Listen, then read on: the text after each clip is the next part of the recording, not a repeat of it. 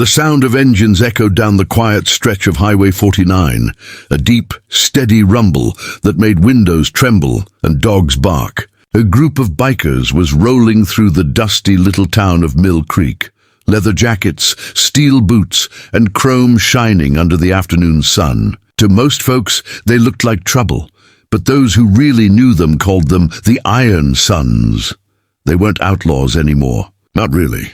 They were ex-soldiers, mechanics, and wanderers who rode for freedom and brotherhood. Their leader, a broad-shouldered man named Hawk, rode at the front. He had cold blue eyes and a grey streak in his beard, the kind of man people respected without him saying a word. They pulled into Ruby's Diner, a roadside cafe that served strong coffee and stronger opinions. The townsfolk stiffened when the bikers came in. Conversations dropped. Only the old jukebox dared to keep humming a country tune. Hawk gave a nod to the waitress, a timid girl who'd seen them before. "Coffee? Pie? 6 forks," he said with a small smile. They sat together at the corner booth, the sound of leather creaking and spoons stirring coffee breaking the silence. They were halfway through a story about a busted carburetor when the door slammed open so hard, the bell above it snapped off. A little girl stood there, barefoot, hair tangled, face streaked with tears and dust. She couldn't have been more than 8. Her voice came out between gasps. "Please! Somebody help! They're beating my mama!" The diner went still. Every eye turned to her, but no one moved. The old man at the counter lowered his head. The waitress froze with a coffee pot in hand. Hawk stood first. His chair scraped the floor. "Where, sweetheart?" he asked, his voice low and calm. She pointed down the road with a trembling hand. "The trailer park, next to the junkyard." "He's hurting her again, please." Hawk turned to his men. "Gear up." The bikers rose as one. Boots hit the floor. Coffee was left steaming, bills fluttering beneath the cups. Outside, the engines growled to life again, like beasts waking from sleep. Hawk lifted the girl onto the back of his Harley. "Hold on tight," he said, and when her small arms wrapped around his vest, the others followed behind like a steel storm.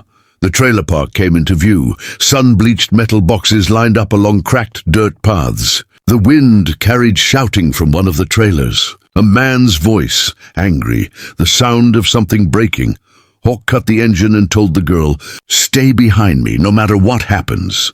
He walked straight to the trailer, followed by 2 of his brothers, Diesel and Bear. The door was half open, the inside dark. "Hey!" Hawk called. The shouting stopped. Then a man appeared, tall, wiry, eyes bloodshot and wild. "What the hell do you want?" He barked, his hand clutching a half-empty bottle. Behind him, a woman lay on the floor, her cheek bruised purple, her lip bleeding. Hawk took a slow step forward. "We came for her," he said. The man laughed, a sharp, ugly sound. "You think I'm scared of a bunch of bikers?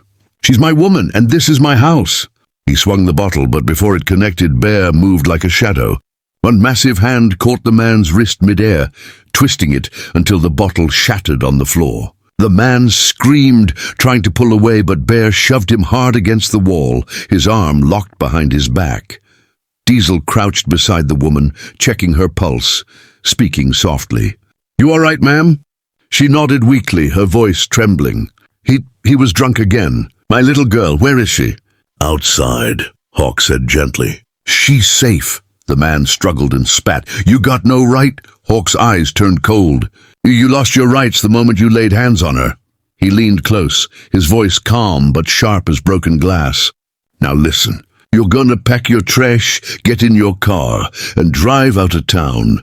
You come back and you won't walk out again. Understand?" The man sneered. "You can't make me."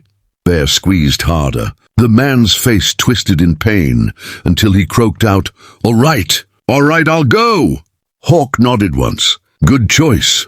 The bikers waited until he stumbled out of the trailer, clutching his arm and cursing under his breath. They watched him throw his things into an old truck and peel away, leaving a cloud of dust behind. When Hawk stepped outside, the little girl ran straight to her mother. "Mama!" she cried, throwing her arms around her. The woman fell to her knees, holding her tight, sobbing into her hair. The bikers turned away to give them a moment. Diesel muttered, Makes my blood boil. Nobody should have to live like that. Hawk nodded. She won't anymore. They stayed through the evening. Hawk called the local sheriff, who knew him from old times. The sheriff showed up, took notes, and promised to file a restraining order. Before he left, he said quietly, "You boys did good. World needs more men like you." Hawk didn't answer. He was watching the little girl sitting beside her mama on the trailer steps, eating the sandwich Bear had made her. When the night fell, Hawk walked over to the woman. "You got a place to stay? Family?" She shook her head. "No one left. I was saving to move, but—" She looked down. "Guess I didn't save fast enough." Hawk handed her a folded stack of bills. "You'll make it now." She blinked. "I can't take that." "You're not taking it," he said simply. "You're borrowing it. Pay it forward when you can." She stared at him for a long moment, then nodded, tears glistening in her eyes. The next morning, when the bikers rolled out, the little girl ran after them, barefoot, waving. Hawk stopped his bike, turned, and reached into his pocket. He handed her a small silver pendant, a pair of angel wings. "So you remember," he said with a wink. "Even the rough ones can fly right." She smiled, clutching the pendant tightly. "Thank you, mister." "Anytime, kiddo." They roared away down the highway, engines thundering beneath the rising sun. Months later, they came back through Mill Creek. When they stopped at Ruby's diner again, something on the wall caught Hawk's eye. A crayon drawing taped beside the menu. It showed a group of bikers on shiny motorcycles, a smiling woman beside a little girl holding angel wings. At the bottom, written in uneven handwriting, were 5 simple words. "Thank you for my mama." Hawk stared at it for a long time before sliding $1 under his empty coffee cup and walking out. As the bikes rolled back onto the open road, the desert wind carried the sound of engines far into the horizon. A promise that somewhere out there, justice still rode on 2 wheels.